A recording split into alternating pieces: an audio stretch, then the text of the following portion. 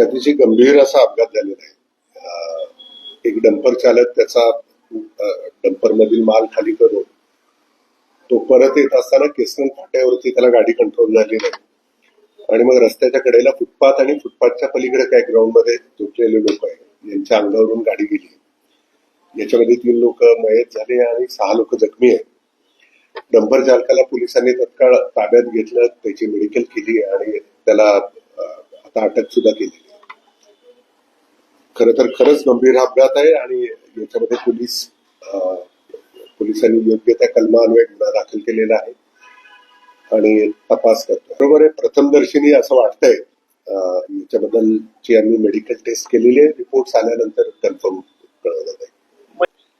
नाही, हे बाहेरून आले होते नांदगाव या ठिकाणावर आणि मग ते कालच आले होते आणि त्या दिवशी निवाऱ्यासाठी तिथे फुटपाथवर झोपले होते आणि ते सर्व कुटुंबीय होते आणि त्या दरम्यान हा रात्री साधारण 1च्या दरम्यान अपघात झाला.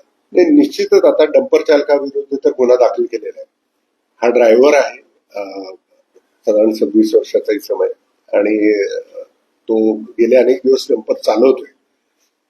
परंतु याच्यामध्ये आणखीन काही निग्लिजन्स आहे का, जो असू शकतो, तर तसा असेल तर पोलीस निश्चित योग्य ती कारवाई करतील.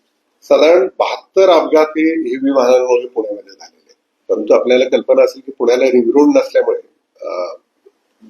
मेजर जड वाहतूक चालते ती आपल्या बेंगलोर मुंबई बायपास रस्ते. याच्याशिवाय शहराच्या मध्यवर्ती एरिया सोडून बाकीच्या एरियामध्ये बंधनं नाहीये, पण मध्यवर्ती एरियामध्ये हेवीला बंधन आहेत, त्या ठिकाणी वाहतूक केली जात नाही. आपल्याला आता या इन्सिडेंट मध्ये सुद्धा की हा इन्सिडेंट रात्री 1 वाजता घडलेला आहे, ज्यावेळेला बंधनं नाही आहेत. म्हणजे रात्रीच्या वेळेला मध्यवर्ती भाग सोडून इतर ठिकाणची बंधनं कमी होतात, कारण मग ट्रकची मुवमेंटच होऊ शकत नाही. त्यामुळे हे रिलीफ पुण्यामध्ये रात्रीच्या वेळेला आहे. साधारण 72च्या आसपास अपघात आतापर्यंत झालेले आहेत, ज्याच्यामध्ये हेवी वाहनांचा समावेश आहे, त्याच्यामध्ये 15 डंपरचाही समावेश आहे आणि हे सगळे शहराच्या आउटस्कर्ट्स वरती आहेत. म्हणजे हे झालेले अपघात पण आउटस्कर्ट वरती आहेत आणि ज्या ठिकाणी परवानगी असलेल्या रस्त्यावरतीच झालेले आहेत. तरी सुद्धा याच्यावरती आणखीन काही निर्बंध आणता येतील का, या संदर्भामध्ये आम्ही निश्चित विचार करतो. 11 वाजता तिथं 10 वाजता टँकर निघाला. इथून मग आम्ही 11 वाजता गेलो. 10:30च्या 11च्या दरम्यान गेलो. मग आम्हाला झोप येऊन गेली. झोप आल्याच्या नंतर अपघे बस तिथून 1 वाजता अपघे ट्रक टाकून दिला. मग मले चवीतून उठलो, मग झोपेतून उठलो, पोट्याले पकडायला गेलो. पोट्यानं जीव सोडून दिला. पोरीच्या तोंडातून रक्त, लायल्या मायाला पोरगा पुतण्या ते बी जागावर. काय नाव होती त्यांची?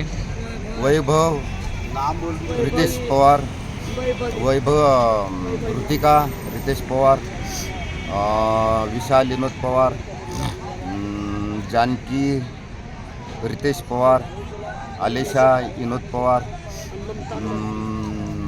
रोशन शिशांद्र भोसले, आलेशा विनोद पवार, नगेश निर्वती पवार, एवढे कुटुंबात.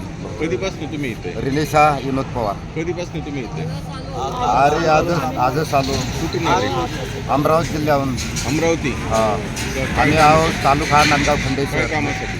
हेच राजकाम, बांधकाम, मिस्त्रीच्या खाली हातमजुरी, समजा कंपनी राहू, कुठं काही राहू का, म्हणजे गॅटरीजचे कामं राहू, त्या कामासाठी आम्ही आलो. म्हणजे तिकडं आम्हाला रोजगार भेटत नाही, तिकडं मजुऱ्या बंद होऊन जाते. आमची फसल सोयाबीनची फसल केली आम्ही चालले येत असतो इकडं कमावाले.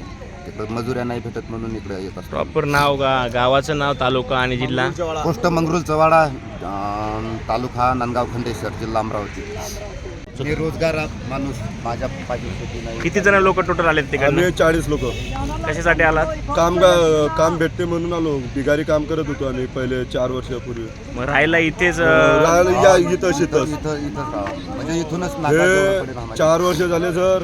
इथून आम्ही कुठं गेलो नाही, कुठं हल्लो नाही आणि इथं झोपल्याच्या नंतर या ऑटोमॅटिक घेऊन डायरेक्ट हे केलं तुझं नाव सांग. ट्रांपरवाल्यांनी. माझं नाव सरून दिरून पवार.